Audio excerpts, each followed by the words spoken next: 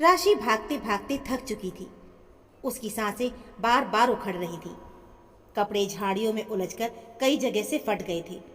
शुक्र है उसने पैरों में स्पोर्ट्स शूज पहन रखे थे, वरना पांव तो कभी भी बेवफाई कर सकते थे।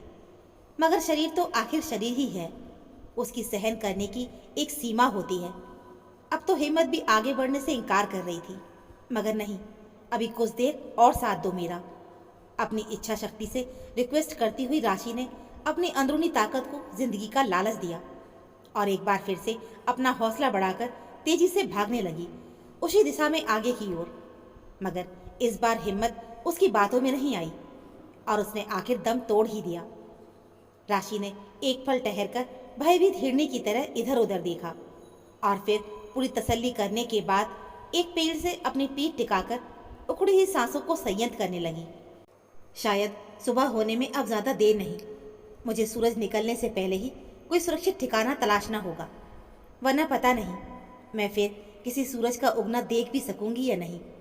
मन ही मन ये सोचते हुए उसने अंधेरे में देखने की कोशिश की तो उसे दूर कुछ रोशनी गुजरती हुई सी दिखाई दी। शायद कोई सड़क है, मुझे किसी भी तरह वहां तक पहुंचना ही होगा कि तभी किसी तरह की मदद की कोई उम्मीद जगेगी। सोचती हुई राशि ने फिर अपना सफर शुरू किया। राशि का अनुमान बिल्कुल सही निकला। ये सड़क ही थी, हरियाणा और राजस्थान को आपस में जोड़ता एक स्टेट हाईवे। कुछ ही दूरी पर एक छोटा सा टोल नाका भी बना हुआ था। राशि किसी तरह अपने आप को ठेलती हुई वहां तक लेकर गई, मगर कुछ बोल पाती इससे पहले ही गिरकर वो अचेत हो गई।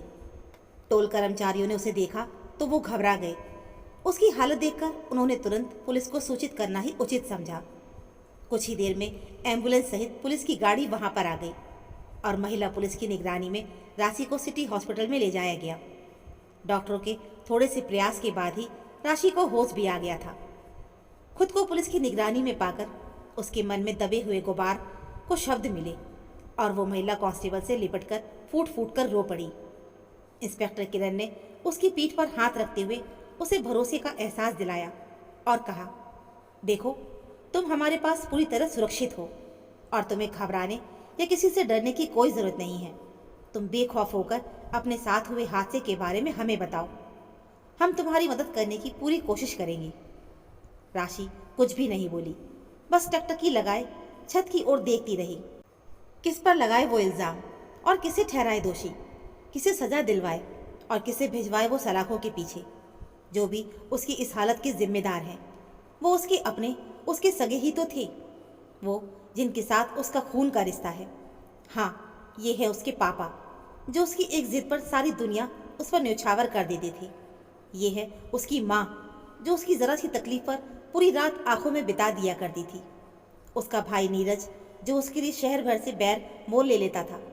और तो और उसकी छुटकी सी बहन सोनल भी, जो सदा उसके आगे पीछे दीदी दीदी कहती घूमा करती थी।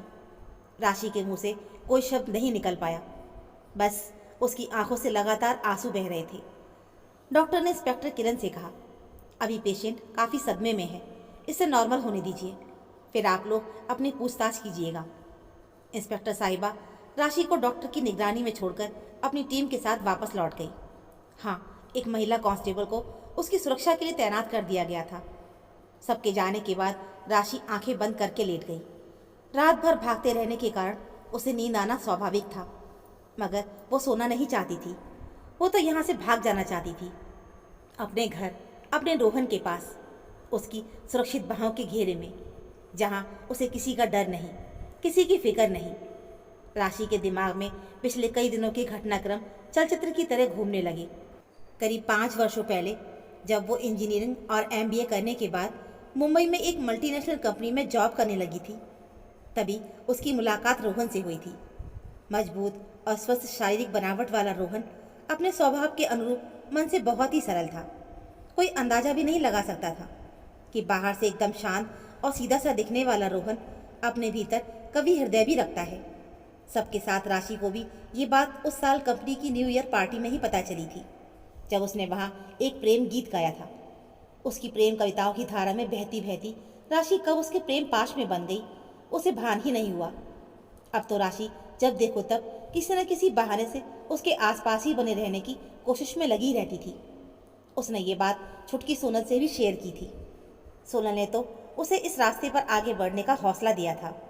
उसने कहा था, कोई सामान्य पुरुष होता तो तुम्हारी नज़दीकियों का भरपूर फ़ायदा उठाने की कोशिश करता, मगर रोहन तुमसे एक सम्मानजनक दूरी बनाए रखता है और उसकी यही खूबी उसे सारी पुरुष जमात से अलग करती है। छुटकी की बात में दम है, सोचकर राशि रोहन के और भी करीब होने लगी थी। राशि ने जब कंपनी के रिकॉर्ड में रोहन का प्रोफाइल देखा तो उसे सुखद महसूस हुआ कि वो न केवल उसकी जाति से संबंध रखता है, बल्कि वो दोनों तो एक ही प्रदेश से भी हैं। अगर घर वालों के मानने में थोड़ी सी मेहनत की जाए तो हमारी शादी हो सकती है, सोचकर राशि खुद ही शर्मा गई। वो अपनी सोच को बहुत आगे तक ले जा चुकी थी। जिस सोनल ने घर वालों के विरोध के बावजूद रोहन से शादी करने में उसका पूरा साथ दिया, वही बहन आज उसे रोहन के कारण जान से मारने की साजिश में शामिल हो गई। राशि को इस बात पर अभी यकीन नहीं हो रहा था। क्या आप ठीक महसूस कर रही हैं? ड्यूटी पर तैनात डॉक्टर ने आकर पूछा तो राशि ने आंखें खोल दी। जी, उसने संक्षिप्त में जवाब दिया और उठकर बेड पर बैठ गई। उसे बैठा देखकर कांस्टेबल ने इंस्पेक्टर किरण को फ़ोन कर दिया और 15 मिनट में वो वहाँ पहुँच गई। क्या आप अपने बारे में कुछ बताएंगी? किरण ने पूछा। राशि ने एक बार फिर चुप्पी साध ली। क्या बताती वो? कि अपनों की ही साजिश का शिकार हुई है। उसे जन्म देने वाले ही उसे मौत की नींद सुला देना चाहते हैं। जी, मैं मुंबई की रहने वाली हूँ। यहाँ किसी दोस्त से मिलने आई थी, मगर एक हादसे का शिकार हो गई। कुछ गुंडों ने मुझ पर हमला कर दिया था, मेरा बैग और मोबाइल छीन लिया। शायद किसी बुरी नीयत से वो मेरा पीछा कर रहे थे, मगर मैं किसी तरह उनके चंगुल से बचकर यहाँ तक आ गई। राशि ने असली बात छिपा ली। देखिए, आप हमसे कुछ भी छिपाने की कोशिश ना करें और ना ही डरें। हम आपकी मदद करना चाहते हैं। आप चाहें तो उन गुंडों के खिलाफ पुलिस में मामला दर्ज करवा सकती हैं। किरण ने उसे कुरेदा, मगर राशि ने एक बार फिर से चुप्पी साध ली और अपनी आंखें बंद करके अपने दर्द को दिल के भीतर ही समेटने की कोशिश करने लगी। रात हो चली थी। हॉस्पिटल में भर्ती लगभग सभी मरीज नींद की आगोश में जा चुके थे। ड्यूटी पर तैनात नर्स और कंपाउंडर भी उबासियां ले रहे थे, मगर राशि की आंखों में दूर दूर तक नींद का नामो निशान नहीं था। वो उस वक्त को कोस रही थी जब उसने सोनल की बातों में आकर घर लौटने का मन बनाया था। मौका भी तो कुछ ऐसा ही था। वो चाहकर भी इनकार नहीं कर सकी थी। उसकी छुटकी की शादी जो तय हो गई थी। सोनल ने जब चहकते हुए बताया था कि मम्मी पापा उसे रोहन सहित अपनाने को राजी हो गए हैं, तो उसके सिर से भी माँ बाप की मर्जी के खिलाफ जाकर शादी करने के अपराध बोध का भारी बोझा उतर गया था, जिसे वो इतने सालों से ढो रही थी। इधर रोहन को भी 2 महीने के लिए ट्रेनिंग पर लंदन जाना था। राशि ने सोचा, एक पंथ दो काज हो जाएंगे। रोहन के बिना यहाँ अकेले मुंबई में रहना किसी सज़ा से कम नहीं था। इसलिए उसने कंपनी से 1 महीने की लंबी छुट्टी ले ली और अपने पैतृक गांव आ गई। माँ तो राशि को देखते ही उससे लिपट गई थी। पापा ने भी कलेजे से लगा लिया था अपनी लाडो को। नीरज शादी के किसी काम के सिलसिले से शहर गया हुआ था। सोनल ने उसे बाहों में भींचा तो फिर छोड़ा ही नहीं। ना जाने कितने गिले शिकवे थे जिन्हें वो शब्दों में बयां नहीं कर सकी थी। बस आंखों से आंसू बहे जा रहे थे। राशि के आने से शादी वाले घर में एक अलग ही रौनक आ गई थी। रात में छुटकी ने उससे चिपटते हुए पूछा, जीजी, ओ जीजी, एक बार फिर से बता ना, तूने जीजाजी जैसे विश्वामित्र को आखिर कैसे रिझाया था? कितनी बार सुनेगी तू? आखिर तेरा मन भरता क्यों नहीं? एक ही किस्से को बार बार सुनकर तू बोर नहीं होती? राशि ने झूठे गुस्से से कहा। अरे, अब तक तो फोन पर ही सुनती आई थी। आमने सामने सुनने का तो मौका आज ही हाथ लगा है। सुना ना। सोनल ने जिद की तो राशि छुटकी की जिद को टाल नहीं सकी और एक बार फिर से कूद पड़ी यादों की झील में डुबकी लगाने। मुंबई की बरसात तो तू जानती ही है, बादलों का कोई भरोसा नहीं, जब जी चाहे बरस पड़ते हैं। हालांकि हम मुंबई वाले इसकी ज़्यादा परवाह नहीं करते, मगर उस दिन बात कुछ और ही थी। सुबह से ही बरसात हो रही थी। दोपहर होते होते तो सारे शहर में पानी ही पानी हो गया था। मौसम विभाग ने भारी वर्षा की चेतावनी जारी करके लोगों को घर में रहने की सलाह दी थी, मगर जो घर से बाहर थे उन्हें तो घर लौटना ही था। मैं भी अपने ऑफिस में बैठी बारिश के रुकने का इंतज़ार कर रही थी। लगभग सभी लोग अपने घर जाने की व्यवस्था कर चुके थे। बस मैं और रोहन ही बचे थे। बारिश का थोड़ा सा हल्के होने के आसार दिखे तो रोहन ने मुझसे कहा, आपको अगर ऐतराज़ ना हो तो मैं आपको अपनी बाइक से आपको घर छोड़ सकता हूँ। मगर बाइक पर तो हम भीग जाएंगे। मैंने कहा, घर ही तो जाना है, किसी पार्टी में तो नहीं। घर पहुंचकर कपड़े बदल लेना। रोहन ने मुस्कुराते हुए कहा। मुस्कुराते हुए कितना प्यारा लगता है ये, पता नहीं मुस्कुराता क्यों नहीं है। मैंने ही मन सोचा और खुद भी मुस्कुरा दी। अंत में मैंने रोहन से लिफ्ट लेना तय कर लिया। जैसा कि मैंने कहा था, घर पहुंचते पहुंचते मैं और रोहन पूरी तरह भीग चुके थे। मैंने रोहन को एक कप अदरक वाली चाय पीने का ऑफर देते हुए अंदर आने को कहा। पहले तो उसने मना कर दिया, मगर अचानक ही उसे तेज छींकें आने लगी तो मैंने ही हाथ पकड़कर उसे भीतर खींच लिया था। उसे छूने का ये मेरा पहला अनुभव था। मैंने महसूस किया कि रोहन भी मेरे छूने से थोड़ा सा नर्वस हो गया था। मैंने कपड़े बदलकर चाय का पानी चढ़ा दिया कि तभी मुझे ख्याल आया कि रोहन भी तो भीगा हुआ है, मगर मेरे पास उसे देने के लिए जेंट्स कपड़े तो थे ही नहीं। मैंने गैस धीमी करके उसे तौलिया दिया और साथ ही बदलने के लिए अपना नाइट सूट भी। ये देखकर रोहन सकपका गया, मगर फिर जोर से हंस पड़ा और कपड़े बदलने चला गया। उस बारिश की रात ने हम दोनों को प्यार के रंग में भिगो दिया। अब छोड़ ना छुटकी, अब आगे बताते हुए मुझे शर्म आ रही है, राशि ने शर्माते हुए कहा तो छुटकी ने जोर से उसे गुदगुदी कर दी और दोनों बहनें खिलखिला उठी। दर्द में भी राशि के चेहरे पर एक मुस्कान आ गई थी, मगर अचानक ही आंखों में फिर से डर की परछाइयां तैरने लगीं। उसे याद आ गया 10 दिनों पहले का वो मंजर, जब सोनल की शादी तय करवाने वाला बिचौलिया पंडित मनीष शास्त्री शादी में होने वाले लेन देन के सिलसिले में कुछ बात करने के लिए पापा से मिलने घर आया था। राशि को देखकर बोला, ये आपकी बड़ी बिटिया है क्या? हाँ जी, ये हमारी बड़ी बेटी राशि है और अपने पति के साथ मुंबई में रहती है। वो उदयपुर वाले राजपूत जी है ना, उनके बेटे से शादी हुई है इसकी। माँ ने राशि की तरफ प्यार से देखते हुए शास्त्री जी से उसका परिचय करवाया। क्या बात करती हो भाभी जी, राजपूत जी और आपके पति दोनों एक ही गोद से संबंध रखते हैं। इस नाते तो ये शादी नाजायज हुई। ये तो भाई बहन का आपस में शादी करने जैसा ही पाप हुआ है, शास्त्री जी ने अपने कानों को हाथ लगाते हुए कहा। मगर हमारे परिवारों का आपस में तो कोई संबंध ही नहीं है, राशि के पापा ने अपनी सफाई देते हुए कहा। उससे क्या फर्क पड़ता है? क्या हमारे पुरखों ने शादियों में गोत्र डालने का प्रावधान यूं ही मजाक में किया था? नहीं साहब, हम चाहे कितने भी मॉडर्न हो जाएं, लेकिन समाज की परिपाटी तो सभी को निभानी पड़ती है। शास्त्री जी अब अपना यहाँ आने का मकसद भूल चुके थे और इस नई बहस में उलझ गए। पापा मम्मी ने उन्हें समझाने की बहुत कोशिश की, मगर शास्त्री जी ने किसी की एक नहीं सुनी और आखिर में वो पापा से भुगतने को तैयार रहने की धमकी देते हुए चले गए। किसी अनजानी आशंका से राशि का मन कांप गया और जैसा कि उसे डर था, शास्त्री जी तीसरे ही दिन वापस आए तो उनके तेवर कुछ अलग ही थे। पापा और शास्त्री जी बैठक में धीरे धीरे बातें कर रहे थे, जो कि बीच बीच में तेज भी हो रही थी। राशि के कान उधर ही लगे थे।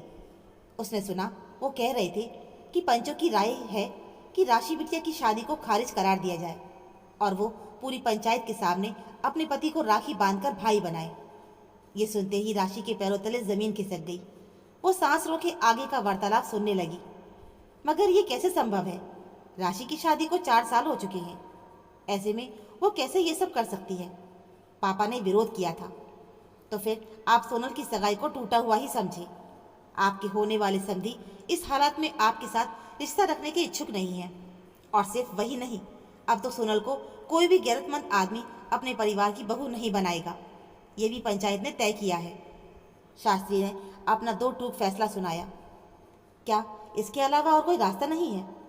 पापा ने हारे खिलाड़ी की तरह हथियार डालते हुए विनती की। है, क्यों नहीं, रास्ता है ना, मगर निर्णय आपका है। हाँ, राशि के रहते सोनल की शादी नहीं हो सकती, ये तो तय है। आपको 2 दिनों के बाद पंचायत ने तलब किया है, आप वहां आकर अपना पक्ष रख सकते हैं। शास्त्री जी पापा को पंचायत का फरमान सुनाकर वहां से चले गए। उस दिन घर में मातम सा पसर गया था। सब चुपचाप थे, अपने अपने विचारों में गुम। हर दिमाग में मंथन चल रहा था, ना जाने कौन क्या सोच रहा था। 2 दिनों के बाद राशि के पापा चौपाल में बुलाई गई विशेष पंचायत में पहुंचे और जब वापस आए तो राशि ने महसूस किया कि पापा और भाई दोनों का मूड उखड़ा हुआ था। माँ ने पूछा तो भी टाल गए। रात को अचानक राशि की नींद खुली तो उसने देखा कि सोनल बिस्तर पर नहीं है, शायद बाथरूम में होगी। सोचकर राशि उसका इंतजार करने लगी, मगर जब वो काफ़ी देर तक नहीं आई तो वो कमरे से बाहर निकल आई। पापा के बेडरूम की लाइट जलती देखकर वो उधर चल दी। भीतर से बहुत धीमी धीमी आवाज़ें आ रही थी। राशि के अलावा पूरा परिवार वहाँ मौजूद था। राशि ने कानाफूसी सुनने की कोशिश की, मगर पूरी तरह कामयाब नहीं हो सकी। हाँ, इतना अंदाजा उसे हो गया था कि ये मीटिंग उसी को लेकर ही हो रही है।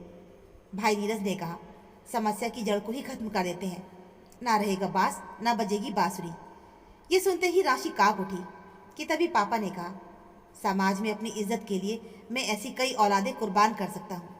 क्या कोई और रास्ता नहीं है जिससे सांप भी मर जाए और लाठी भी न टूटे? इस पर माँ की ममता ने विरोध किया, मगर सबने उसे सिरे से खारिज कर दिया।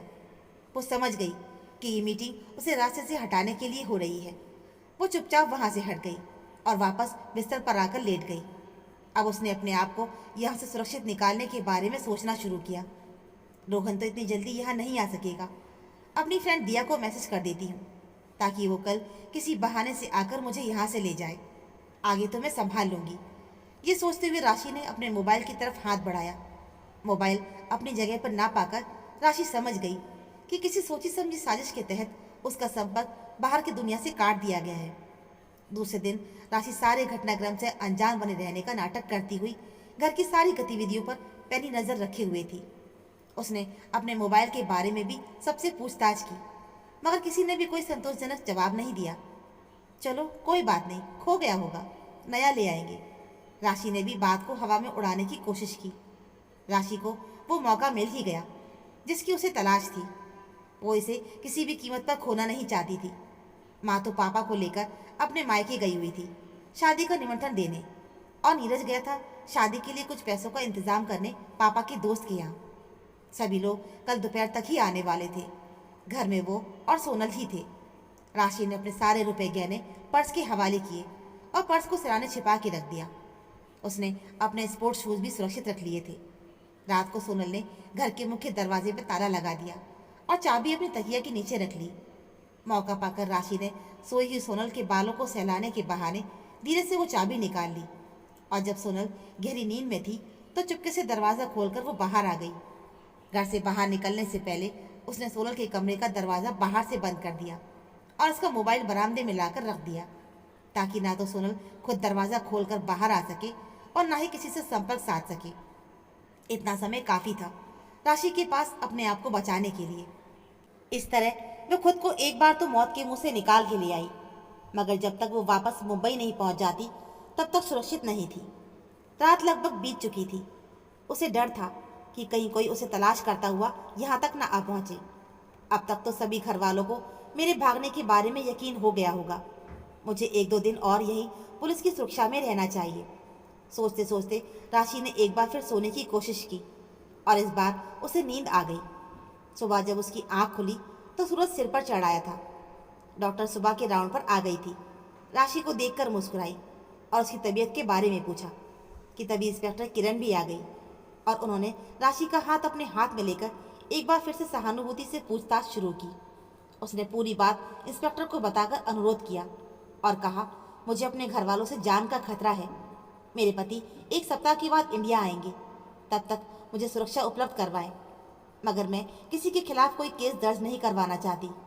इंस्पेक्टर किरण मानवता के नाते उसे अपने साथ अपने घर ले गई। राशि ने फ़ोन पर रोहन से संपर्क साधा और उसे पूरी घटना की जानकारी दी। सप्ताह भर के बाद रोहन आकर राशि को साथ ले गया। राशि, तुम इस मुश्किल वक्त में मेरे मम्मी पापा के पास तो जा सकती थी, रोहन ने प्यार से कहा। जा तो सकती थी, और सबसे पहले यही ख्याल भी मेरे मन में आया था, मगर मुझे समय पर भरोसा नहीं था। कितनी मुश्किल से मैं अपनी जान बचाकर भागी थी। मुझे डर था कि कहीं कुएं से निकलकर खाई में गिरने जैसी बात ना हो जाए, कहीं वहाँ भी ऐसे हालात पैदा ना हो जाए। अगर मेरी आशंका सही निकलती तो फिर आज मैं यहाँ तुम्हारे पास नहीं होती। राशि अभी डर के साहे में रोहन से लिपट गई। रोहन को भी उसकी बात में दम लगा, इसलिए उसने अपने मन का वहम निकाल लेना ही उचित समझा। रोहन ने अपने पापा को फ़ोन करके पूरे घटनाक्रम का ब्यौरा दिया। उसके पापा भड़क उठे, बोले, हद हो गई, किस आदम युग में जी रहे हैं लोग आज भी। लेकिन तुम लोग फिक्र मत करो, मैं राशि के पापा से मिलकर उन्हें समझाने की कोशिश करता हूँ। मुझे विश्वास है कि कोई ना कोई रास्ता ज़रूर निकलेगा। सुबह जब राजपूत जी राशि के पापा के पास पहुंचे तो राजपूत जी के कुछ कहने से पहले ही राशि के पापा ने अपने किए पर शर्मिंदा होकर उनसे माफ़ी मांग ली और अपनी दकियानुची सोच को त्याग कर राशि और रोहन को आदर के साथ घर लाने की बात कही। मगर ऐसा करने से अगर सोनल का रिश्ता टूट गया तो राजपूत जी ने एक बार फिर से उनका मन टटोलने की कोशिश की।